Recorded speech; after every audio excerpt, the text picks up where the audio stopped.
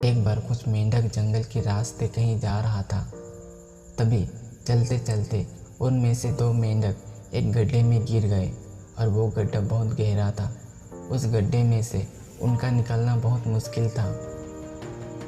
तभी उस गड्ढे के ऊपर खड़े मेंढक बोलने लगे, ये गड्ढा बहुत गहरा है, अब तुम दोनों इस गड्ढे में से निकल नहीं सकते हो और तुम दोनों इस गड्ढे में से निकलने की उम्मीद छोड़ दो। उन दोनों मेंढकों ने शायद ऊपर खड़े मेंढकों की बात नहीं सुनी और वो दोनों गड्ढे से निकलने के लिए लगातार कोशिश करते रहे। बाहर खड़े मेंढक सिर्फ यही बोल रहे थे कि तुम बेकार ही कोशिश कर रहे हो, तुम दोनों अब बाहर नहीं निकल सकते हो, तुम्हें अब हार मान लेनी चाहिए। उन दोनों मेंढकों में से एक मेंढक ने उन सभी की बात सुन ली और कोशिश करना छोड़कर एक जगह निराश होकर बैठ गया। वहीं दूसरा मेंढक ने अपनी कोशिश जारी रखी और वो चलता रहा, मतलब अपना प्रयास जारी रखा।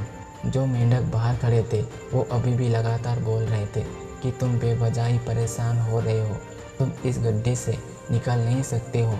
ऐसा लग रहा था जैसे वो मेंढक किसी की बात नहीं सुन रहा था और लगातार निकलने की कोशिश कर रहा था और वो मेंढक आखिर काफ़ी कोशिश के बाद उस गड्ढे से बाहर निकल गया। दूसरे मेंढक जो गड्ढे के बाहर खड़े हुए थे उन्होंने कहा, क्या तुमने हमारी बात नहीं सुनी? तो उस मेंढक ने इशारा करके बताया कि मैं तुम्हारी बातें नहीं सुन सकता क्योंकि मैं बहरा हूँ, इसलिए मैंने आप सभी को नहीं सुना, बल्कि मैं तो समझ रहा था कि आप सभी मेरा उत्साह बढ़ा रहे हैं। दोस्तों, जब भी हम लोग कुछ बोलते हैं तो उसका प्रभाव लोगों पर पड़ता है, इसलिए आप हमेशा पॉजिटिव बोलें।